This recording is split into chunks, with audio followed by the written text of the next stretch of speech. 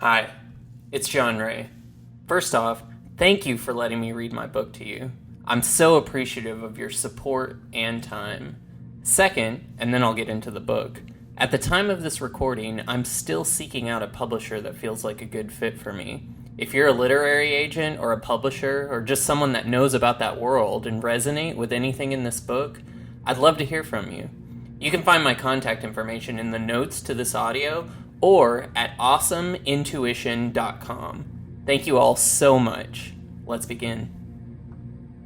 Purpose of life. What is the purpose of life? You come into each lifetime, each physical focus, with many different intentions, many different concepts that you would like to explore.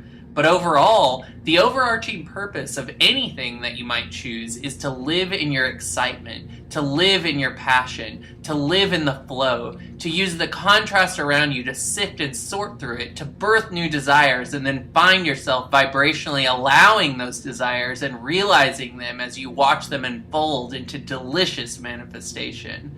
The greatest delight is to integrate the fullness of who you really are and express it on this physical plane. Your excitement shows you the way. Why do so many people not know or realize their purpose? In your society, many people from an early age are trained into patterns of thought that do not serve them, patterns of limitation, patterns that say things must be done in a certain way. If someone has an intuition early on about how something should be done, they are often swayed from it or told that it is wrong, or that somehow it would be harmful, or that they won't fit in, or that they are silly for thinking in a certain way. Because of this, they begin to practice the thought that they are inadequate, that perhaps their intuition cannot be trusted, while others' intuition can be.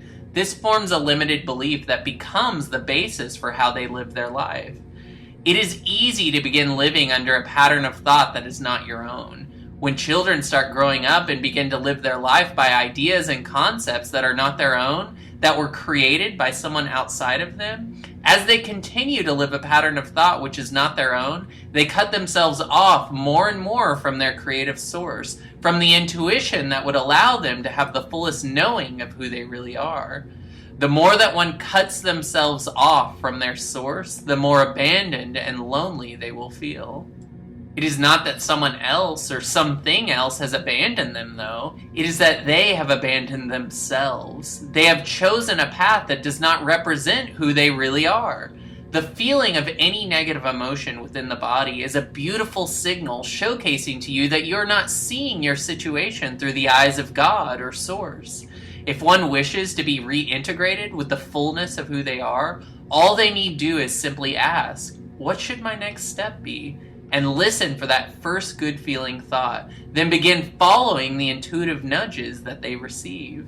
In doing so, they will slowly open the pipe that allows them access to the energy of all that is. When one opens that passageway for information to flow in, one recognizes their part in everything around them. The God in them is the God in everything, for you are all one. Once you realize that you are everything, there is never a feeling of separation.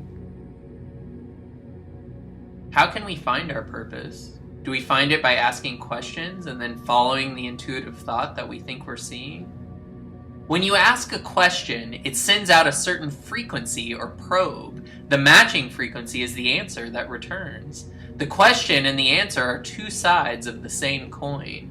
One way to find one's purpose would be to play a game of 20 questions, so to speak, where you are asking certain questions and listening for your intuition to give you answers, to nudge you in a certain direction.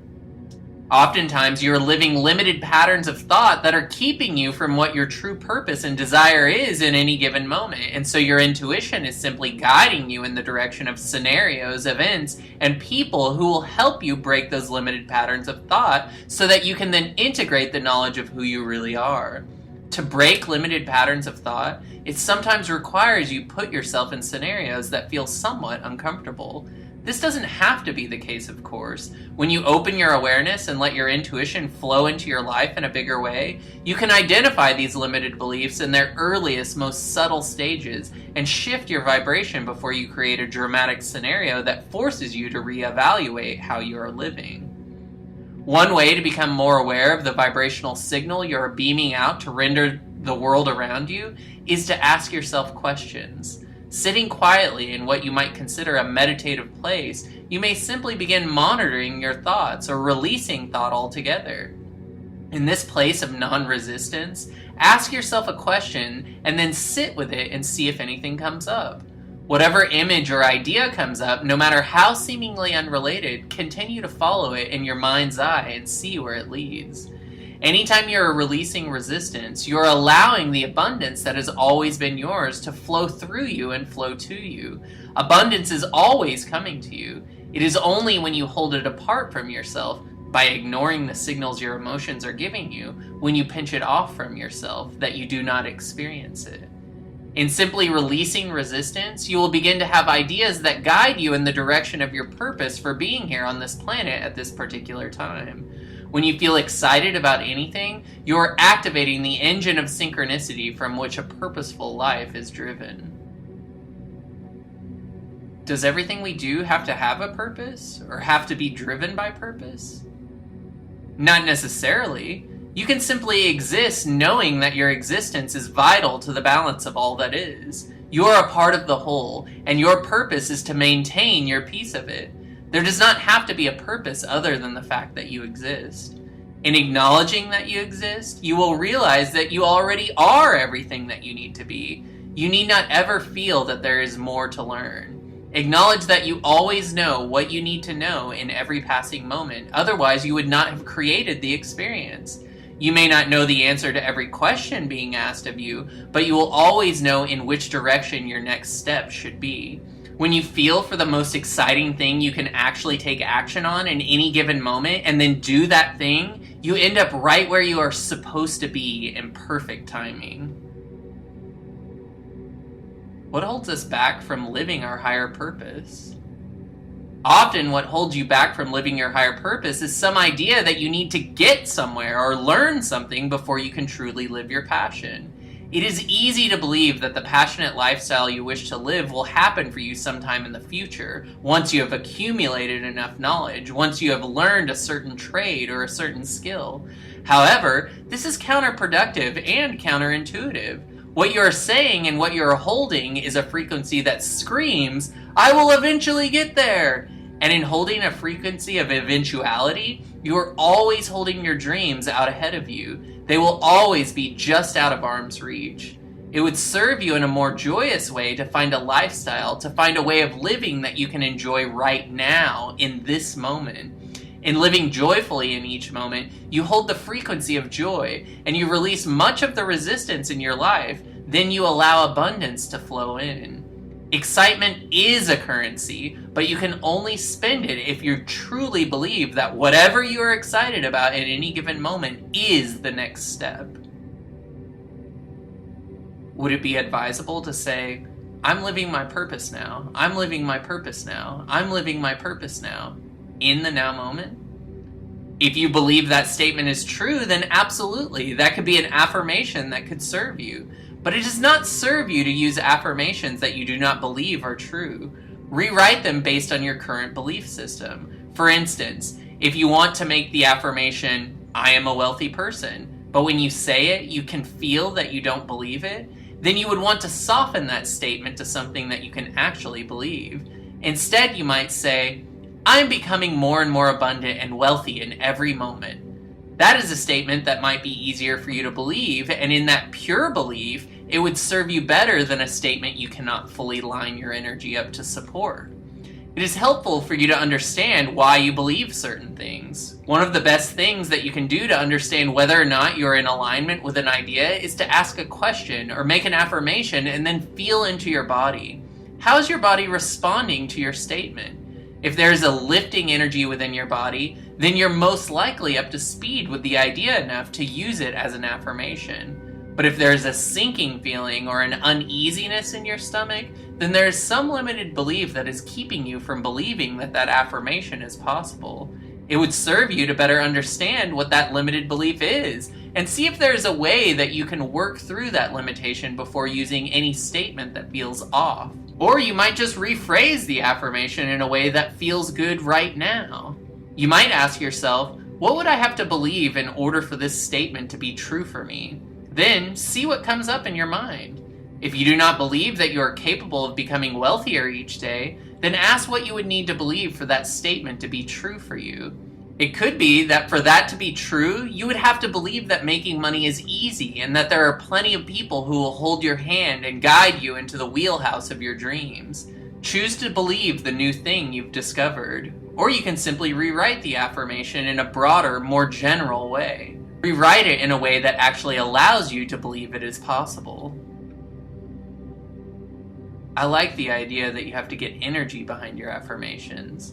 If you're chanting something that you don't believe over and over again, you're just chanting something that's disempowering. The power of affirmations is when you get behind them with your energy. Absolutely, your words, like your food, are merely containers for energy. The words themselves are hollow. It is the energy that you fill them with that gives them any real value. Do we come into this lifetime with a purpose, or do we make it up as we go? There's a little of both. Certainly from your non-physical broader perspective, before you decide to focus physically, you have certain ideas that you wish to explore, certain paths that you feel will help you understand balanced energy in a larger way. You come in with a designed life template of potential scenarios, of energy frequencies of the kind of people that you will meet and opportunities you will have access to.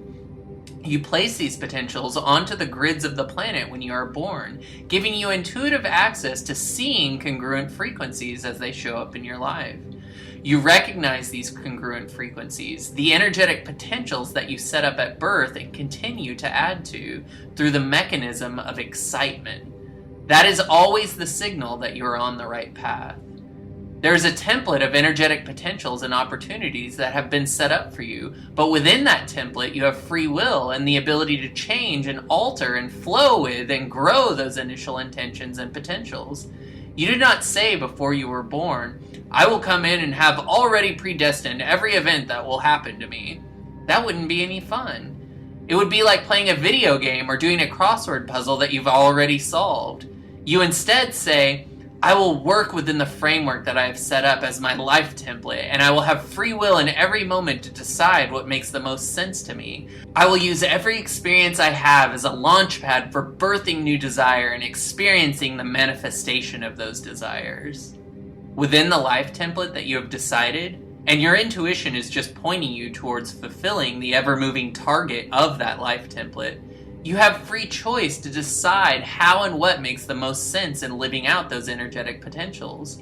If you are following your intuition, if you are using your emotions as a guidance system, you will be able to, through your free will, make your way through the life template and through the life that you have chosen for yourself and discover the exhilaration, discover the excitement, discover the passion that you knew would be available to you, and then live those things fully as you watch them continually unravel and unfold into more and more joyful experiences. Living joyously truly was the purpose you wished to live upon focusing physically into this lifetime. Your purpose is to discover, or rather remember, the things you're passionate about, and then amplify your knowing and your understanding of those passions as you experience them in greater and greater expressions of joy. Can we change our purpose? You have free will. You can decide to change your purpose anytime you want. However, there are certain patterns of energy that have been set up, and when you focused into this physical plane, you knew they would exist. So it does serve you if your desire is to live in the flow of creation and have things come easily to you, to ride that energy that you initially set into motion. This is all your astrology is, just a measurement or a certain marker of energy that was available and flowing to the planet when you came into being. You needn't heed astrology too much attention, though, unless it feels exciting to you. For you control the energy always, and your emotions will show you the way in every moment. Astrology does not control you, but rather it is a system of measuring the energy that was set in motion at your birth. As you become more conscious in the way you are creating everything in your life, it is very possible that you will have moved so far from the original energy you put into motion at birth that your astrology will no longer be an accurate interpretation of the energy of your life. This is why the best astrologers create their charts with a perfect mix of ancient science and intuition. Understanding certain astrological elements of your life might help you flow better within certain energies if you choose to experience in that way, but it is never a prerequisite or requirement for living a joyous life. Do what excites you most. If astrology is exciting to you, then perhaps it is an excuse that you designed to allow you to step into a fuller knowing of who you really are. Run with it and live passionately.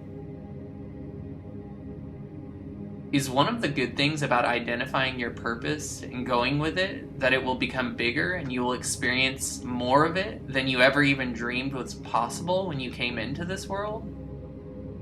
As you become more aligned with your desires, what happens is the momentum of the energy flowing to those desires gets faster and faster and faster. This isn't just with your purpose, for your purpose is truly just the theme for living that you've chosen to give the most energy, but within anything that you're giving your attention to. It is why when you give your attention to a problem, the problem gets bigger. The system is designed to bring you stronger and stronger desire to solve the problem so that eventually you line up with the solution or you die and just become the well-being of all that is once again. The same goes with aligning with your purpose. The more attention or energy you give to your purpose, the bigger and bigger it gets until, if your purpose is to teach others how to experience freedom, you are no longer just talking to people in coffee shops about it, but leading a movement that positively affects millions, if not billions. Your attention makes anything bigger in your life. You just have to decide what you want to put your attention towards. The more passion, the more excitement that you feel about anything, the more energy is available to flow in at a faster and faster pace. This would create the experience of it growing larger so that you can stand in the center of a rather large or expanded desire and have the understanding of the solution within it. The ultimate experience is to realize that you are the center of your universe. Everyone is. We each are creating our own universe, lending our consciousness pattern and energy to others so they can make us a part of their universe, but focusing our attention only on our own intent and experience. The more you focus on your own desire, the bigger it gets, until you begin to realize that you're the center of your universe and everyone else is just responding lovingly to you by lending the version of themselves that matches your vibration. Love is the energy that connects it all. When you become love, so too does your world. Is our purpose our own, or are we meant to share a purpose with others? Is there a grand scheme to our purpose? Is it simply a singular journey, or is there a bigger picture? Is there purpose that is shared? The idea of synchronicity is multiple people's purposes overlapping, for in the grand scheme of things, they are you. We are all one. The image that we are showing Jon is that of a linked chain, where each person is a link in the chain, and each link is having its own experience of itself. But from time to time, it connects with another link in the chain to form something larger. All synchronicity is just you matching up with the version of other people who are in harmony with your purpose or desire. But know that everything, because you are living in your reality and they are living in their reality, and each of you is having your own experience of each other, each of you has created the other in your own consciousness as a representation of the energy of one another. When you experience another, it is actually just your consciousness rebuilding every person you perceive as a mirror to your current vibration. In your perceived experience, as you view others, you're really just viewing yourself. In that way, they all serve your purpose, for they are all a reflection of you. They are off in their universe having their own experience of you. You are lending your energy to them so that they can experience the version of you that is a perfect mirror to them. This infinite exchange of energy between consciousness is what allows you to each create your reality and explore whatever themes are important to you. The universe you see is you. What if our purpose seems to be in opposition to someone else's? For example, I want to save the rainforest, but someone else wants to use the wood to build affordable housing. There is an idea on your planet that resources are limited, that oil wells will dry up, that rainforests will be destroyed and then never recreated. We see from our broader perspective that the Earth is perfectly capable of renewing itself, of recycling itself. The cycles of your ocean are constantly changing to bring energy to new places of the planet, and the rainforests over time will move. The deserts will move. The water levels will rise and fall naturally as a way to replenish all of these resources. Fertile land will become desert land, and desert land will become fertile land. Everything is constantly shifting, changing, and refreshing itself. Gaia, Mother Earth, is more than capable of renewing herself. There's no limitation of resources, and when the question is posed, it is being posed from a position of lack, as if only one person can have what they want at the expense of another. There is always plenty to go around. If an idea is spurred within anyone, it means that there is the means to provide for it. If one person wishes to save a rainforest, then by all means, go and save a rainforest. If you find exhilaration and an excitement within that, then absolutely, go and champion that cause. But you can just as easily practice the thrill of seeing a healthy planet in your imagination and create often even greater sustainable change by shifting to a parallel reality where it is already so. Remember that it does not serve you to push against someone whose desire is to provide some sort of housing or building material just because you disagree with them. That is the tripping point for so many activists who truly want the best for the planet. Perhaps you're in a position, if you're focusing on the beauty of the rainforest, if you're focusing on the wonder of the rainforest, if you're focusing on the idea that within the rainforest could exist many solutions to problems that you have on your planet, then perhaps by championing those ideas of wonder, amazement, and solution, you might shift the consciousness of others through the power of your influence and inspire them with your frequency of thought to approach their business in a more socially conscious way. This does not have to be some kind of public protest, though. Actually, that type of protest is counterproductive to the energetic pattern that you wish to create. If you can hold the idea of a perfectly healthy ecosystem on the planet in your mind without resistance, then the power of your consciousness will do all the work. It creates the energetic frequency that makes all entrepreneurs more likely and more inclined to work within what you call socially conscious methods. It allows for an energetic template of thought that is biased towards solution. It allows you to frequency hop to the solution. That's how powerful your intention is. You can champion an idea so powerfully just by conjuring it in your mind with strong emotion attached, and it influences the thought cloud in a way that allows more and more people to see that transparency and being socially conscious are actually more profitable in the long run. Your energy, your thoughts, whether aligned or resistant, set the energy template of thoughts available to everyone on the planet. Your thoughts influence the thought cloud that everyone is dipping into when they are thinking about something, anything. You're the designers of the thoughts available to everyone on your planet. Your uplifting thoughts can create the energetic template for some inventor that has never even heard of you to tap into new ideas that lead to new invention. You're that powerful in your thinking. Regardless of seemingly opposing ideas, both can exist simultaneously, and there is always a renewing of resources. One is an inspiration for the other and vice versa, for contrast is always birthing new ideas, which then serve mankind as a whole through the idea of invention. Thank God they invented such and such. I think you bring up a good point that no matter what your cause, always try to focus on the positive aspects. This is what I'm hearing, is to focus on the excitement about why you're into something. But if you have a cause or you're driven by something that moves you, and you're focusing on the bad side of it and the lack, you're putting out a certain energy that does not serve you. Absolutely. Anytime you push against something, you're perpetuating the thing you're pushing against within your experience. If you say, I do not wish to see war, no war, and you're marching around with war is bad signs, then be assured that war will perpetuate and will be a major part of your experience as long as you're pushing against it. Those on the front lines of protest experience the things they are protesting against in much larger ways than those championing the things that they are passionate about will ever see of the opposition of that desire.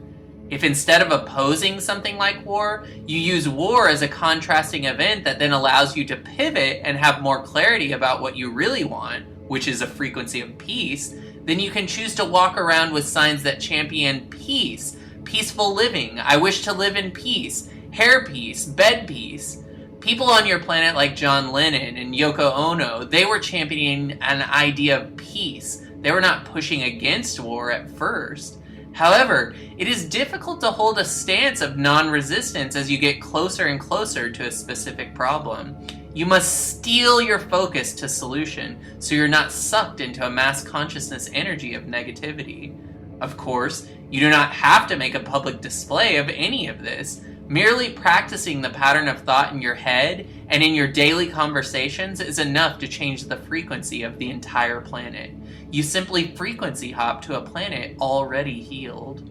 In the championing of the thing that you want, now you are bringing that about and you're living a frequency of that thing. We would always use any contrasting experience, anything in our lives that we look at that we do not like, we would use it as a springboard to tell us what it is that we actually want, and then we would immediately move our attention to the thing that we want and champion that idea. Do we have the same purpose in all of our lifetimes, or some of our lifetimes, past, present, and future? Certainly the overall guiding principle or the guiding purpose of your higher consciousness existence is to have an experience of energetic balance. Balance can be found in many different ways, though, and the individual themes for each parallel focusing onto the physical plane might differ vastly. The idea is that experiencing a certain life template in one lifetime will bring balance based on the life template being lived in another. It is really just a game of moving weights from one side of the scales to the other and seeing how the scales tip. If the scales are not in balance, you focus into a physical frequency that offers the balance desired. With an expanded enough awareness, you begin to see how intimately connected the energy of everything is in creating true balance. Everything is connected. The overall purpose is to experience balance so that you might understand your place within and as everything. To experience balance in your universe, to experience balance in your galaxy, to experience balance on your planet, to experience balance within yourself. The means for discovering balance within yourself vary infinitely, and so there is much wiggle room. To know yourself as an intimate part of the whole is the thrill which you seek. Do you have to have a purpose in life? Since you say our goal is balance, I get the impression that even just by being and living here, we are creating, each and every one of us, we are creating a vibration, and so each of our energies are needed on this planet to create balance. Absolutely. For if you exist, you are a part of the whole, and in your existence, you are one of the necessary moving components that provides balance. If a component of the whole is not in balance, then the whole cannot be in balance. And the whole is always in balance, so you are right where you need to be, doing exactly what you are supposed to be doing. There is never a place to get to or arrive at. You are perfect as you are. This is a beautiful image to talk about while we're talking about the subject of purpose of life, because many of us feel sad or disappointed because we aren't driven by huge purpose in life. Maybe the first step is to acknowledge that just by being here, we are a part of that whole picture, and that just by being here, our position in life is valid and very extraordinary, just by being present. That is one way to acknowledge your infinite nature, your fullness. Think about the life of a monk or any of your spiritual avatars. Very often, they are not out in the world holding up a sign, banging a clipboard in people's faces, running for office, or even inventing anything tangible. Yet their life on this planet is integral because they are able to hold a pure frequency of balance that influences the entire world. If you're someone who thinks the world is out of balance now, imagine if you didn't have people who had dedicated their lives to prayer and to holding their own personal balance. One person in balance is more powerful than an entire planet that is not. You're so powerful just sitting in your chair and finding ease. You provide so much positive influence to the energetic scales of the planet. Action is not how you affect positive change. Balance is how you influence it, by beginning to tip the scales of thought. When you are in balance, you allow yourself to be a container for cosmic energy, and that energy, as you anchor it to the planet, has an incredible ability to tip the energetic scales in favor of a positive thought and action. It is difficult to convince a corrupt businessman to do business in a different way, but when you hold the energetic balance of a positive thought within yourself, you tip the scales of thought on the planet in a way where he actually begins to see evidence that doing something positive might actually serve his goals more so than being destructive. When you stop judging those you've traditionally seen as corrupt and instead see the beautiful transformative power within them to change, then you begin to use your thoughts in a way that serve you and the planet. When you are in balance, you help others come to an intuitive knowing that integrative positive energy is so much easier and more powerful than negative disintegrative energy. It is your balance that changes the way an entire planet thinks. That's how powerful you are. Oftentimes, the reason that you feel you cannot find your purpose is because you are looking at others who have a differing frequency from you, and you're saying, well, I cannot do the things that they can do. I'm not passionate about the things that they are passionate about. You have a very small box from which you allow yourself to choose what your potential passion or purpose could be. If you will remove the walls from the box, if you will sit and just be and listen for intuitive thought, then you will always be guided to your purpose, or what we might call your higher excitement or your passion. For when you are living your passion, when you are living your excitement, nothing ever feels like work. Nothing ever feels like it is pulling teeth or like you're walking up a steep hill. Everything is in the flow. Everything is exhilarating, and everything is joyous. So you might actually come to find your purpose a bit more if you just stop and be you. We would always encourage everyone to be their authentic selves. What you're seeking for is not to become some ideal. You're not seeking some goal. You're not seeking to be a policeman or an FBI agent or a politician or an artist. None of these things are what you're truly seeking. What you're seeking is an outlet to be more of who you really are in every moment. How do we deal with the question of who am I when the answers seem elusive and do not seem to come clearly? You have heard it in your scriptures before. Sometimes merely claiming, I am that I am, is the best way, the best frequency of thought for you to call to you the intuition that will show you then who you are. But in claiming I am that I am, you are claiming that I exist. And because you exist, you are loved by the whole, by what you might consider or call God. You are loved by everything around you, for everything around you is you. When you claim, I am that I am, you are calling forth the frequency of you and becoming more fully who you really are. You are remembering your part in everything. Does knowing yourself and your higher purpose create more success in life? Anytime you're tapped into intuitive thought, anytime you're channeling your higher consciousness or the fullness of who you really are, then you are allowing a certain energy to quicken within you, to speed up in your experience, which allows the hologram of the reality you perceive to move in more synchronous patterns. Anytime you are being more fully you, you will notice that synchronicity speeds up all around you to the point where you are experiencing near instant or sometimes absolute instant manifestation of your desires. As you follow your excitement more and more, you will begin to feel as though you are the luckiest person on the planet. Luck is the byproduct of excitement in action. Do not become discouraged or hung up on what your passion should be. Do not become discouraged or frustrated that you have not found a purpose. Simply know that abundance, joy, exhilaration, all of these things are already flowing to you. You do not need to know the direction of them, for they are always finding their way to you. You merely have to stand and allow them to come to you.